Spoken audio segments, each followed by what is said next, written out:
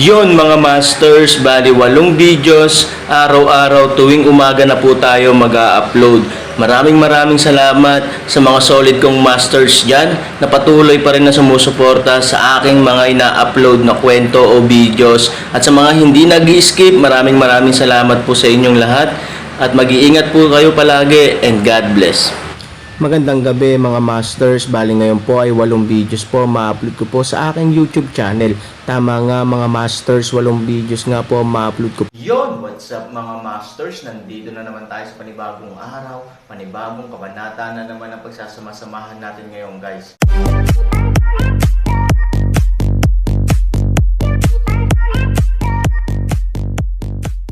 Bali mga masters, kung bago ka pa lang po sa aking YouTube channel, please click the subscribe button, lalong-lalo na po yung notification bell guys, para maging connected pa rin tayo sa isa't isa at maging updated kayo sa mga susunod ko pang video.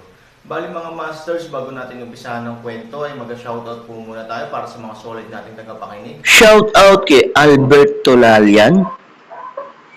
Shoutout kay Richard Vasquez. Yun na nga mga masters, no? Bali hindi na ito patagalin. In 3, 2, 1, let's go!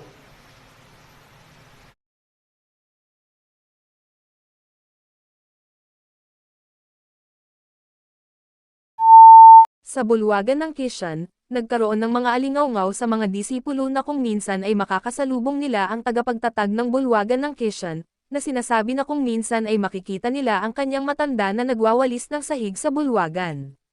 Gayunpaman, ang lahat ng ito ay mga alingaw-ngaw. May kami ng nakababatang martial brother ay natututo mula sa aking guro sa loob ng libu-libong taon, ngunit hindi pa namin nakita ang aming grandmaster. Bukod dito, ang bulwagan ng Kishan ay umiral mula pa sa simula ng mundo. Ito ay 10-10 milyong taon ang layo.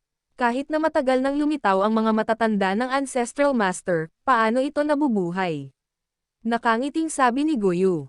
Parehong nakasimangot sina Luruaksen at Aotian. Kahit na ang tunay na Diyos ay hindi kayang mabuhay ng matagal, kaya maaaring isang chismis.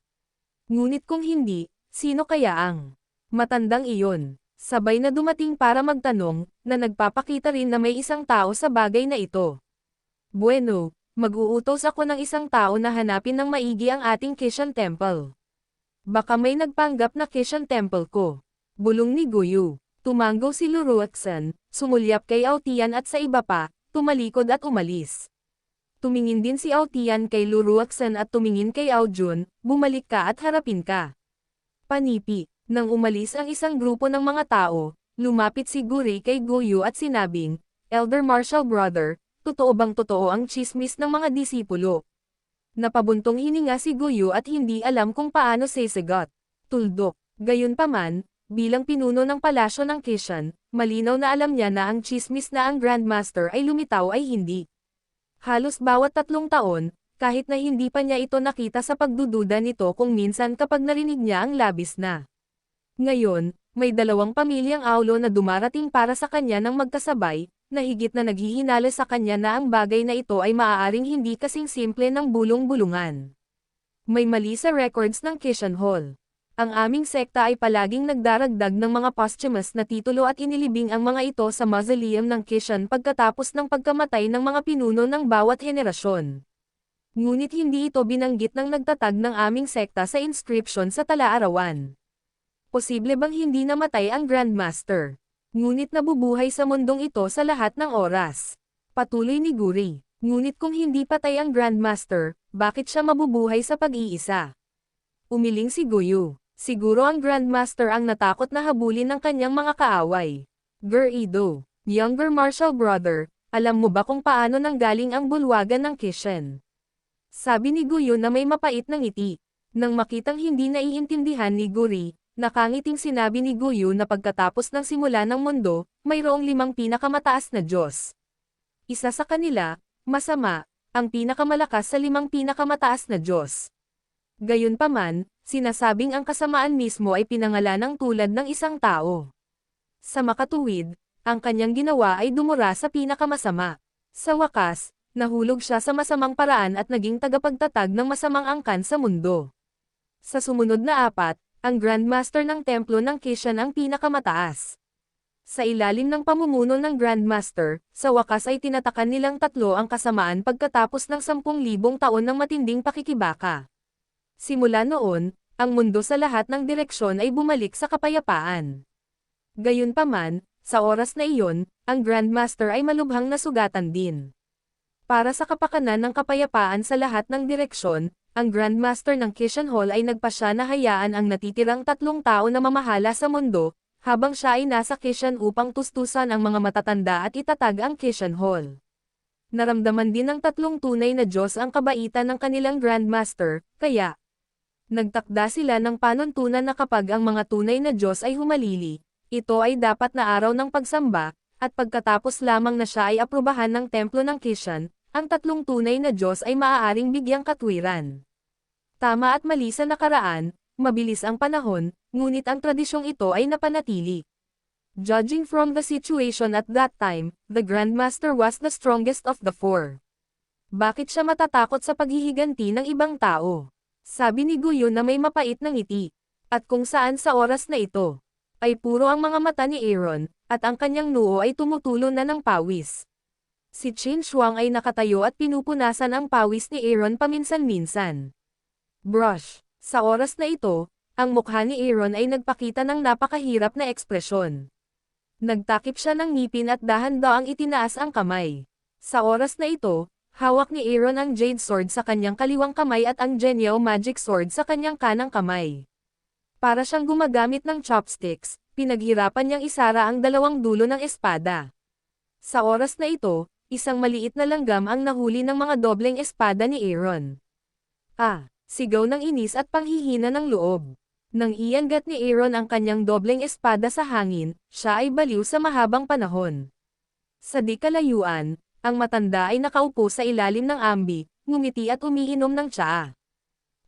Nanlumo si Aaron at sumigaw. Pagod na pagod ang mga kalamnan ng kanyang mga kamay sa mga oras na ito. Hindi niya napigil ang manginig dahil sa pulikat. Sa kabaligtaran, ang Aaron ay mas naiinis na ang ganitong paraan ng pagclamp ng mga langgam gamit ang isang malaking espada ay isang uri ng nakakabaliw na pagpapahirap. Ang bagay na ito ay lamang ang pagkakaroon ng isip ng mga tao ganap na pagsabog, ngunit din upang matiyak na ang mga ants ay hindi mamatay, at pagkatapos ay ito ay obediently clamped sa mangkok sa malayo sa likod. Ang ganitong uri ng operasyon ay halos bumagsak sa Aaron. Clip patay, huwag kalkulahin, sa oras na ito, ang matanda ay nagsabi ng higit pa hayaan Aaron collapse salita. Si Qin Shuang ay hindi patas at pinahirapan ang Aaron. Sinabi niya sa matanda, "Matanda, ang 2 espadang ito ay napakalaki. Huwag mong sabihing huwag patayin ang mga langgam. Hindi madaling i-clamp ang mga langgam. Kailangan mo pa ring pumatay 3,000, hindi ba mahirap para sa mga tao?" Ang matandang lalaki ay maluwag na ngumiti, hindi pinilit ng matanda ang iba. Kung nahihirapan ka, maaari kang sumuko anumang oras. Si Aaron Chong Qin Shuang ay umiling, huwag ka nang magsalita pa, hindi ako susuko. Tapos na sinasabi, ang paghihiwalay sa malakas na magtiis puso ay dapat at lapitan ang kalamnan disorder ng kabaliwan, 3,000 muli hanapin ang langgam sa lupa. Ang tinatawag na, pagpilit sa iba sa kahirapan, ay para lang pahirapan ka. Laging parang, mas mabuting agawin ng iba ang iyong lifeline at hilingin sa iyo na mabuhay o mamatay. Kung gusto mong magsanay ng matinding kung fu, kabataan, lalaki, dapat mong pag-aralan muna ito 3,000 langgam. Gusto ko silang makita bago lumubog. Ang araw, tumingin si Qin Shuang sa mata, balisa sa puso, ito ay isang imposibleng gawain, 3,000 langgam, 3,000 mula kagabi hanggang ngayon, kahit isang langgam ay hindi nahuhuli, ang 3,000 na ito ay imposibleng mahuli. Gayunpaman, ang Aaron sa oras na ito ay napakaseryoso pa rin upang makahanap ng mga langgam sa lupa. Para sa kanya, kung gaano ito kahirap gawin at mas mapanghamon ito, mas mapupukaw nito ang kanyang walang hanggan na fighting spirit. Di nagtagal, natagpuan muli ng Aaron ang isang langgam, at pagkatapos ay inulit ang nakaraang aksyon, na may dobleng mga espada na dahan-daang pinuputol ang langgam, at pagkatapos ay maingat na itinaas. Bagaman ito ay isang mahusay na pagsubok ng pasensya, ang Aaron ay kahit na may pakiramdam na nakalmo ng higit sa 10 pusa, ngunit kailangan pa rin niyang tiisin ang ganitong uri ng sakit, hinawakan ito ng kaunting puwersa, at pagkatapos ay dahan-daang itinaas. Pagkatapos, itinikom niya ang kanyang mga ngipin at maingat na naglakad patungo sa kanyang mangkok ng hakbang-hakbang. 12 hakbang lang ang layo, gumugol ng halos kalahating oras ang Aaron. Pagkatapos, bilang langgam, maingat niyang inilagay ito sa mangkok. Nang makapasok ang langgam sa mangkok, pagkatapos ng maikling pananakot, sa wakas ay gumalaw ito, na nagpanganga sa buong katawan ni Aaron. Finally caught a leaf, at the same time, it also greatly encouraged their inner confidence. The so-called everything is mahirap sa umpisa, as long as the mouth is done, the rest will be simple. Sa pag-iisip nito, huminga ng mahabang hininga si Aaron. Isa na lang. Anong masaya dun? Alam mo, may natitira ka pang 2,999. Kung magpapatuloy ka ng ganito kabilis, not to mention before sunset, even at this time of next year, baka hindi ka makaipon ng sapat.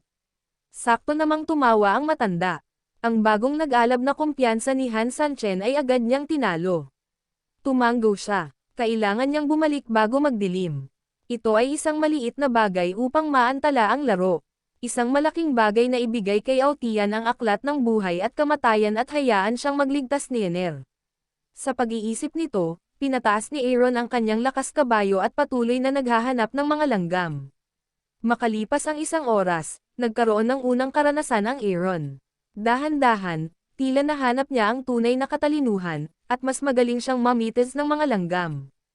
Ito ay nagpasaya sa kanya, at kahit na nadama na may pag-asa upang makumplito ang gawain.